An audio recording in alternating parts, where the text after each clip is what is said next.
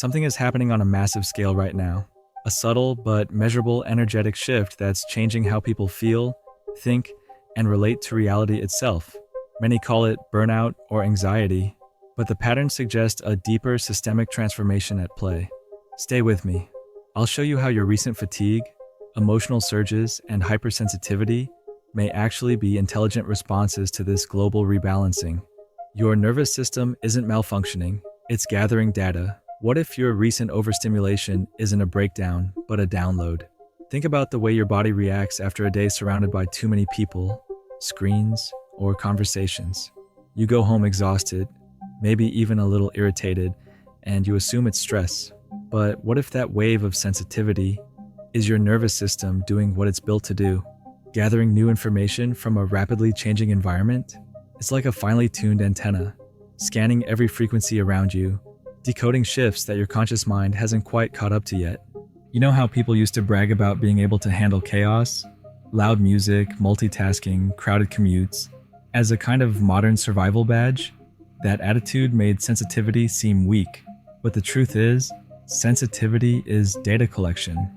Your body is reading the currents in a busy mall, the restlessness in a meeting room, even the quiet anxiety that spreads through a social feed. The stress signal isn't always about you losing control. Sometimes it's feedback about the system itself, shaking loose from its old rhythm. Here's the thing. The human nervous system evolved long before cities, screens, or constant alerts. Back then, our survival depended on catching the first hint of a weather shift, or noticing when group tension spiked before conflict broke out. That same mechanism is still online today. It just has a lot more noise to sort through. So when you feel that rush of overstimulation, your brain and body aren't glitching. They're overworked sensors struggling to process overlapping emotional and informational signals. Think of your body like a string instrument that's always tuning itself to the collective frequency around it.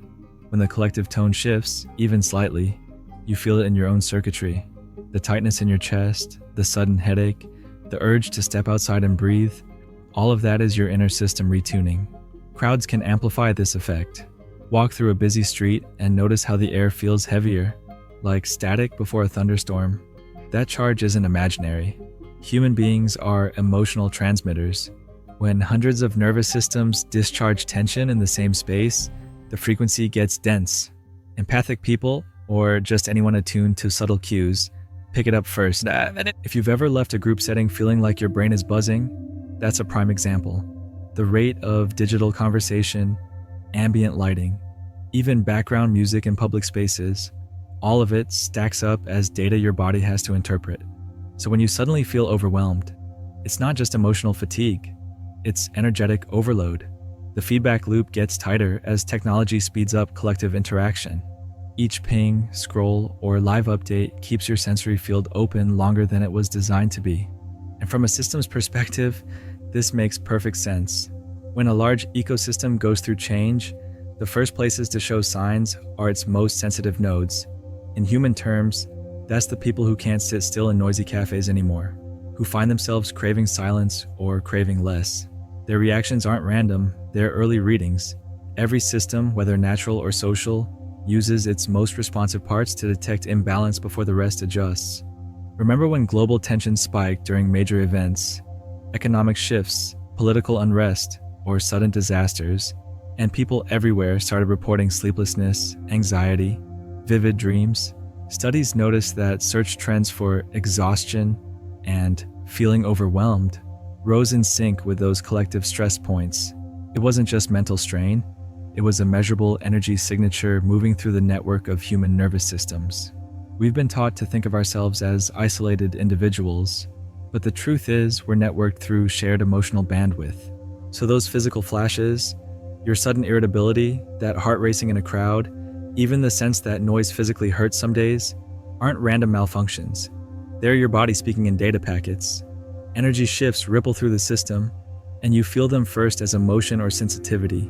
It's not comfortable, but it's intelligent.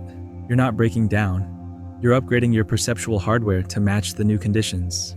That's why more people are gravitating toward quiet spaces, slower routines, softer environments.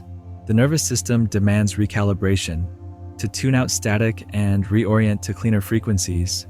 If the atmosphere has become more charged, overstimulation doesn't mean you're weak. It means you're registering that atmospheric density faster than average. And as the collective adjusts, that heightened awareness is the tool that helps stabilize the rest. So next time you leave a room feeling drained or overstimulated, pause before judging it as anxiety. It may be your body downloading the newest environmental update. Something in the system has changed, and your sensors picked up on it first, which raises the next question. If even your nervous system can sense when the environment is shifting, what happens when the signals start coming from deeper inside, through something as basic as the food you eat? When food feels heavy, your gut is speaking in frequencies. Ever wonder why your favorite meal suddenly feels like it weighs down your energy instead of lifting it? Something that used to comfort you suddenly leaves you feeling heavy or foggy. Like the food didn't just fill your body, it disrupted your rhythm. What's interesting is that your gut might not just be digesting what you eat. It could be decoding it. The gut is packed with neurons, hormones, and sensors that don't just influence digestion, they interact with emotional and environmental signals. In other words, your stomach doesn't just break food down, it translates vibration, chemistry, and sensation into messages for the rest of your system. Think of your gut as a data center quietly working behind the scenes. Every bite you take sends new information into this system. It checks, sorts, and decides whether that input matches your current state. A sugar-heavy snack doesn't just spike your blood glucose, it shifts your internal frequency. You might feel restless or slightly off afterward, even though nothing's technically wrong with what you ate. That's your body assessing resonance. The nervous system you learned about earlier has direct communication channels here. Studies often describe it as the gut-brain axis, but in simple terms, it's like an instant messaging thread running between your digestive tract and your emotional center. When the collective energy changes, your internal circuits have to recalibrate what counts as nourishment. Here's the paradox. We tend to assume that if something is biologically safe, if it's organic, fresh, or what we've always enjoyed, it must also be energetically harmless. But the body reads more than ingredients. It scans for subtle signatures from production, environment, and even the state you're in when you eat. The same meal that once left you satisfied might suddenly feel wrong because your frequency doesn't match it anymore. That doesn't mean the food became bad. It means your system is tuning differently. It's the same reason some people find themselves craving water-rich fruits, cooked greens, or very simple grains during times of emotional upheaval. Their body is looking for inputs that carry a clear energetic charge. Around the world, people keep noticing this pattern. They talk about sudden aversions to processed foods, caffeine crashes that hit harder than before, or a weird resistance to comfort snacks that used to fix everything. And when life feels intense, their appetites swing, sometimes craving pure basic nutrients, sometimes rejecting food altogether. These shifts aren't random phases, they're feedback. Your gut is reporting that the collective field has moved and that previous settings no longer apply. There's research showing that gut activity changes under exposure to different electromagnetic fields and stress signals. You don't have to dive into complex science to recognize how that feels. Those moments when you eat but still feel empty a few minutes later, or when food sits in your stomach like static, it's the biological system lagging behind the energetic update. The stomach, intestines, and microbiome are like tiny analysts reading shifting input from the larger environment. When the world speeds up, your digestive rhythm tries to catch the new tempo, and that mismatch feels like heaviness. Think of it through systems logic. When a network upgrades, any outdated input gets flagged. That's what seems to happen when your appetite changes suddenly. Foods that matched your old pace can start to feel mismatched, not because they lost quality, but because your system needs cleaner data. It's the same process that happens in technology when outdated software can't run newer files. It's not broken, it's incompatible. On a body level, that incompatibility feels physical. The gut sends warning pings. This doesn't fit anymore. So when digestion slows, or you lose interest in heavy or chemically complex foods, it might be part of a calibration process rather than a problem. Every meal becomes a small dialogue between you and the environment. The body's demand for lighter, more natural nourishment often mirrors emotional phases.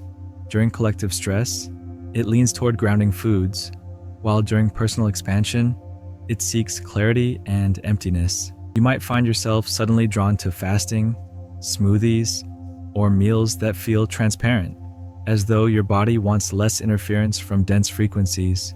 It's not about restriction, it's about communication. All of this points to a simple idea.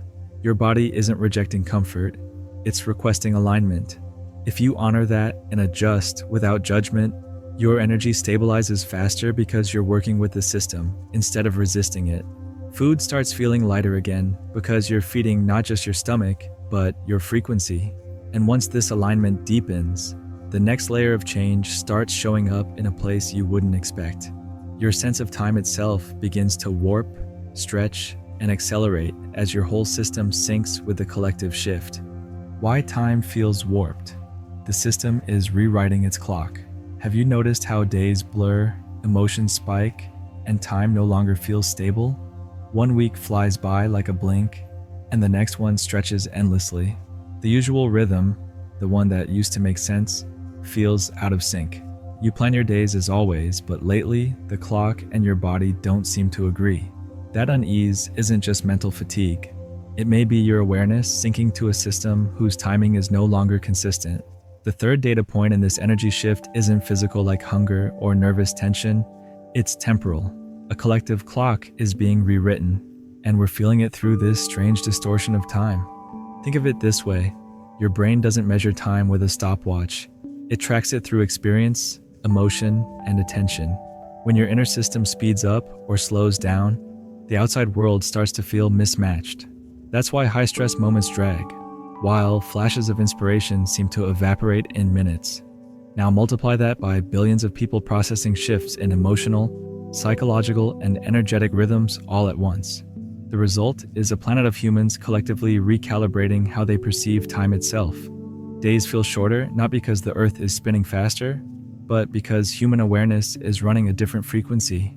Here's the tension. We treat time like a solid thing, a predictable series of ticks.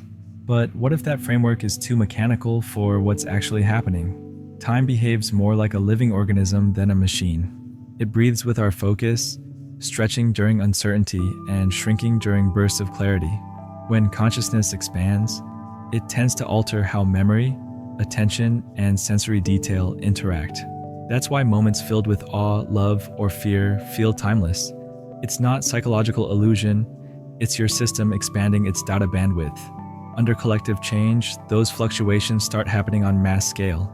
Each person's clock bends a bit, then sinks again, producing that eerie mix of rushing and crawling days. From a systems thinking angle, this pattern makes sense. Each human acts like a node in the network of awareness. When one node accelerates, like a sudden rise in collective insight, emotion, or alertness, it pulls others into higher speed. But not everyone catches up at once. You get perception lags, fatigue, even emotional swings. It's the same way an ecosystem adapts when one part grows too fast. Everything else scrambles to balance. In consciousness terms, that scramble feels like restlessness, blurred memories, or the sense that you've somehow lost hours without noticing. We've all seen this play out during big global moments. Think of times when the whole world tuned into the same event.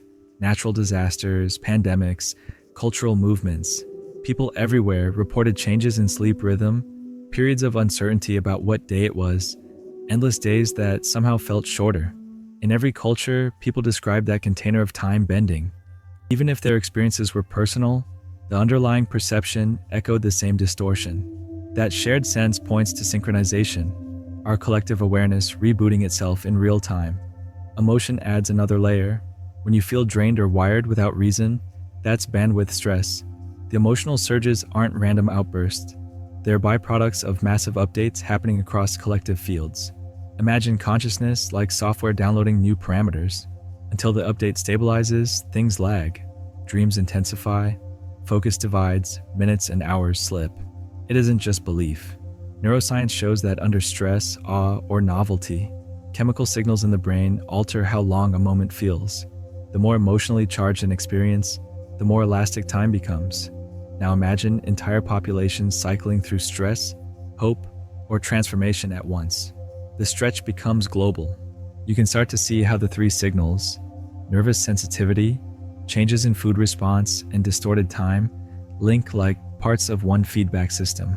Your nerves register fluctuations, your gut recalibrates to process new energy input, and your sense of time shifts to match the updated pace. It's all evidence that the system you live in is reorganizing itself from the inside out. Each body acts like a local sensor, syncing to an upgraded collective frequency. The dizziness, the tiredness, even the emotional swings, they're all symptoms of synchronization, not instability. So when your week feels split between fast forward and slow motion, remind yourself, balance isn't lost. It's being rewritten. Time feels unstable because the structure framing it is expanding to include higher frequency awareness. You're learning how to operate in a faster field without the old reference points. That's why grounding, rest, and soft focus suddenly feel essential. They give your body and brain the pause they need to integrate the new tempo. What's really happening is that the collective clock is catching up to a deeper kind of intelligence, one that's teaching us to trust internal timing instead of external measurement. What you feel right now isn't random noise, it's your system's intelligence speaking. Every pulse of emotion, every shift in your body, every strange stretch of time, it's data. You know what's wild? Your body already knows how to read it. Instead of fighting that sensitivity, start tracking it. Notice patterns, write them down, see what your body reports when the world changes. It's like using yourself as a live sensor for collective transformation. Think about it. Trusting what you feel might be the most advanced awareness we have, a kind of built-in navigation for where consciousness is heading next.